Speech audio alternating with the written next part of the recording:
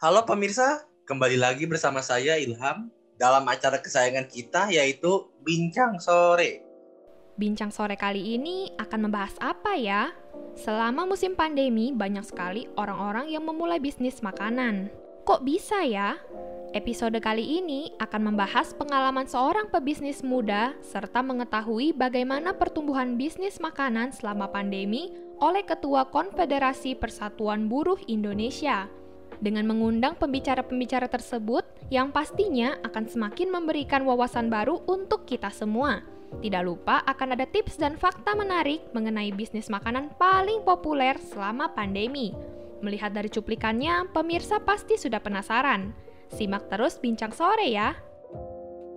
Pada kesempatan kali ini, kita akan membahas mengenai bisnis startup yang sedang populer selama pandemi COVID-19 yaitu bisnis kuliner. Nah, di episode kali ini, saya tidak hanya sendiri. Sudah hadir bersama kami, Siva yang telah berhasil menjalankan bisnis kuliner di masa pandemi ini. Halo, apa kabar Siva? Boleh nih kita kenalan dulu dengan para pemirsa. Hai semuanya, kenalin. Nama aku Siva Nuraini, aku biasanya dipanggil Siva. Aku seorang mahasiswi Bina Nusantara University, jurusan Mass Communication semester 5. Oke. Sebelumnya kamu buka bisnis makanan apa nih? Dan juga sejak kapan kamu mulai buka usaha bisnis ini? Sebelumnya aku lagi iseng-iseng nyobain bisnis buka makanan spaghetti brulee. Ini kayak iseng-iseng aja sih, ngisi waktu luang karena nggak ada kegiatan kalau sehabis kelas. Jadi ya udah aku pakai aja buat berbuka bisnis ini. Kan diem di rumah tapi tetap produktif gitu. Nah, apa nih yang bikin kamu tertarik untuk mencoba bisnis makanan ini? Sebenarnya kalau dibilang tertarik biasa aja, tapi kan karena ngelihat keadaan juga, karena orang-orang kan banyak pada di rumah aja nih kalau lagi pandemi kayak gini. Terus mereka mungkin pada iseng-iseng, bosen nyoba apa. Nah itu juga terjadi sama aku. Nah aku tuh kayak udah jenuh banget lah pokoknya di rumah doang. Udah gitu kayak ngapain ya gue biar nggak bosen, ngapain ya lakuin kegiatan apa ya biar nggak bosen.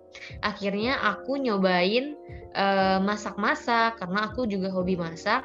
Jadi ya udah sekalian aja gitu aku nyobain bikin. Nah, karena sekarang lagi booming banget yang namanya spaghetti brulee, aku nyobain deh resepnya buat bikin spaghetti brulee dan ternyata pas dicobain sama mamaku itu rasanya lumayan. Jadi ya udah aku kayak mikir aja, wah kayaknya bisa nih buat dijadiin bisnis, iseng-iseng berhadiah gitu sekalian ngisi waktu luang gitu. Oh, menarik juga nih. Bisa dicoba untuk pemirsa di rumah bagi yang ingin mengembangkan hobinya. Nah, lalu motivasi awal kamu untuk mulai usaha ini apa? Dan apa aja kesulitan yang kamu hadapi dalam mencoba untuk memulai usaha ini? Motivasi aku bikin usaha ini tuh sebenarnya kayak ya udah cuman buat mengisi waktu luang aja, iseng-iseng berhadiah di rumah doang tapi dapat pesanan, dapat uang juga. Terus eee, karena kan dari Senin sampai hari Minggu tuh kita nggak full banget tiap hari ada kelas kan, pasti ada hari kosongnya yaitu hari Jumat. Nah, hari Jumat ini aku pergunain buat jadi produktif, jadi aku bikin pesanan spaghetti brulee buat orang-orang yang udah ikutan open pre-order. Jadi itu kayak seru banget gitu loh, kayak wah, waktu yang seharusnya kayak orang-orang buat rebahan, buat apa, jadi aku pergunain buat lebih produktif, bikin pesanan buat orang-orang, nah gitu. Terus karena ini merupakan hobi juga, jadi kayak aku nggak ngerasa capek aja gitu bikinnya, kayak malah seneng kayak bikin jadi ada kegiatan buat masak-masak gitu. Terus Kesulitannya mungkin karena ada beberapa orang atau beberapa pelanggan yang kayak mau mesen, "Sif, mau order dong spaghetti bolognese," tapi maunya hari itu juga. Itu kan nggak bisa banget ya, karena sistemnya kan aku bukannya open PO. Itu jadi nggak bisa dibikin dadakan, itu tuh harus nunggu gitu, open PO, harus ikut pre-order. Karena kan aku harus beli bahan-bahannya nggak bisa ngedadak, harus beberapa hari sebelumnya.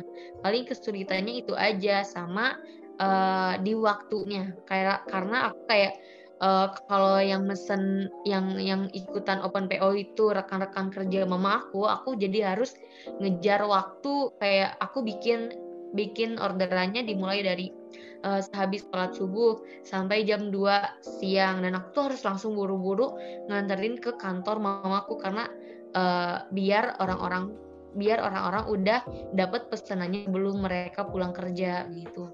Terburu-buru waktu aja sih sebenarnya. Nah, menarik juga nih cerita dari Kak Siva. Bisa dicoba nih ya bagi siapapun yang ingin mengembangkan hobinya dalam waktu luang untuk dijadikan usaha. Oke, terima kasih banyak. Oh iya, teman-teman jangan lupa juga ya di follow usaha aku di Instagram, namanya Sipageti. Jangan lupa follow ya guys. Oke, terima kasih Kak Siva sudah meluangkan waktu untuk berbagi pengalaman serta informasi kepada kita semua. Terima kasih untuk pemirsa juga telah menyaksikan bincang-bincang saya dan narasumber kita, Siva, pada kali ini. Dan jangan beranjak terlebih dahulu karena sesaat lagi ada rekan saya yang akan membahas topik menarik lainnya. Tetap di Bincang Sore. Terima kasih.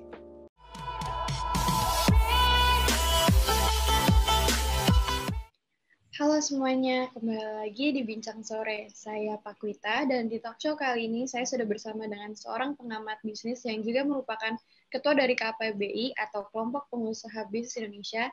Ada Bapak Didan Al-Hadid. Selamat sore Pak Didan. Ya, selamat sore. Iya, sore. Bagaimana Pak kabarnya? Alhamdulillah, baik. Oke, sebelumnya terima kasih ya Pak Didan telah bergabung di talk show kali ini meskipun virtual, tapi nggak apa-apa ya Pak. Yang penting kita tetap jaga protokol kesehatan dan bisa sharing juga ke pemirsa di rumah. Ya, sama-sama. Saya juga senang bisa diundang ke talk show kali ini. Apalagi kan kita semua lagi di rumah aja dan kegiatan jadi berkurang. Dengan adanya undangan ini dan acara ini kita semua jadi produktif. Iya Pak, nah karena pandemi juga nih Pak, banyak bisnis dan usaha yang akhirnya harus terkena dampaknya mulai dari bisnis restoran hingga pariwisata. Namun saya mendapat fakta menarik dari sebuah artikel yang menyatakan bahwa tren bisnis di masa pandemi yang sedang naik daun ada pada sektor kesehatan, kecantikan, logistik, dan juga laundry. Namun ternyata kebanyakan orang masih tetap membuka usaha kuliner, bahkan ada pula yang baru memulai terjun ke bisnis kuliner di saat pandemik. Menurut Bapak, mengapa hal ini bisa terjadi ya, Pak? Ya, memang benar sekali ya. Banyak sektor-sektor bisnis dan usaha itu omsetnya menurun. Bahkan ada yang sempat gulung tikar. Dari riset KPBI sendiri, kami memang menemukan bahwa bisnis kuliner ini memang masih menjamur di Indonesia. Meskipun sekarang di pandemi seperti ini, harus digarisbawahi bahwa kuliner yang meningkat di sini adalah mengarah ke penjualan frozen food ataupun makanan yang siap jadi yang bukan yang on-site restoran, begitu. Oh, mungkin karena sedang pandemi juga ya Pak, makanya semua serba online sekarang, apalagi ada platform-platform seperti GrabFood, Gojek, dan juga media sosial. Ya, itu salah satunya alasannya sih. Tapi juga ada alasan untuk membuka bisnis kuliner itu lebih praktis. Bedanya itu kita sebagai penjual mau bisnis kuliner itu kita bisa memasak sendiri. Beda untuk seperti bisnis tas mungkin ya kita butuh distributor, kita harus mencari supplier seperti itu. Jadi bisnis kuliner ini sangat-sangat terjangkau dan mudah untuk dilakukan oleh semua masyarakat di masa pandemi ini. Nah, untuk yang online mungkin lebih mudah dan terjangkau ya, Pak. Tapi bagaimana dengan bisnis kuliner yang memiliki restoran fisik? apakah mereka lebih terdampak atau tidak ya Pak? Untuk dampak ke restoran itu mungkin lebih terkait protokol kesehatan yang dikasih oleh pemerintah. Jadi kita tuh harus membatasi jumlah pelanggan yang masuk seperti itu. Jadi bisa dibilang di masa-masa post-COVID ini banyak kok stand-stand kecil yang bermunculan di mall-mall, di tempat-tempat makan yang lainnya. Jadi dari data KPBI sendiri, kita menemukan bahwa usaha kuliner ini termasuk usaha yang cenderung stabil selama pandemi COVID ini. Baik Pak Didan, berarti bisa kita simpulkan bahwa bisnis kuliner di masa pandemi ternyata cenderung stabil ya Pak, dan bahkan terus meningkat karena bisnis ini dinilai lebih praktis, lebih terjangkau dan lebih simpel karena tidak perlu mencari distributor dan juga supplier terlebih dahulu.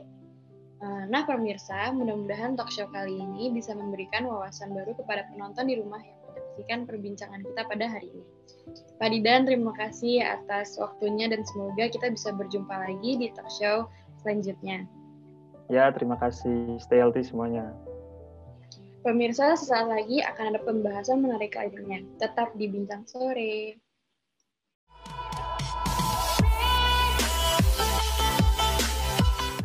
Hai pemirsa, kembali lagi bersama saya Sinta di Bincang Sore. Kali ini saya akan membahas tentang tren makanan yang bisa dibuat referensi sebagai bisnis startup. Pantengin terus ya. Pertama, ada makanan sehat. Di masa pandemi ini, makan sehat menjadi hal alternatif yang digemari banyak orang loh. Hal ini didukung dengan keinginan masyarakat untuk hidup sehat dan diet sebagai dampak dari pandemi yang mengharuskan tubuh tetap sehat dan fit. Peneliti Nestle mengatakan bahwa bisnis kuliner makanan sehat meningkat 40% di semester pertama tahun 2020. Ide bisnis makanan sehat yang bisa dicoba adalah plant-based food, catering sehat, detox juice, dan healthy snacks. Kedua, pancake boba. Pancake atau kue yang terbuat dari tepung lalu dimasak di pan terlihat sederhana dan mudah untuk membuatnya. Namun jangan salah, kue ini merupakan salah satu kue yang cukup bersinar sepanjang 2019. Faktanya, tidak mudah untuk membuat pancake yang memiliki tekstur lembut. Walaupun terbilang klasik karena sejak dulu udah ada, pancake masih tetap populer karena banyak sekali fusion pancake dengan boba. Nah, smart people bisa mencoba membuat bisnis ini ya. Yang ketiga, dessert box. Salah satu sajian yang banyak diminati adalah dessert box. Keuntungan yang didapat dari bisnis ini memiliki banyak penggemar setia loh. Untuk mencari konsumen tidak akan sulit. Bisa laki-laki atau perempuan. Bisa dari yang muda sampai yang tua. Karena semua menyukai makanan manis. Penggemar makanan manis juga memiliki pasar yang luas. Dan juga digemari segala lapisan masyarakat. Jadi tunggu apa lagi? Yuk berbisnis! Nah, itu dia Smart People, 3 tren makanan yang bisa dijadikan referensi untuk memulai bisnis startup. Semoga apa yang kita berikan hari ini bisa bermanfaat ya buat kalian semua. Jangan lupa untuk selalu saksikan Bincang Sore untuk mendapatkan informasi-informasi lainnya hanya di Binus TV pukul 3 sore waktu Indonesia Barat. Saya Sinta Aurel dan juga rekan kami Ilham dan Pakuita pamit undur diri. Sampai sore!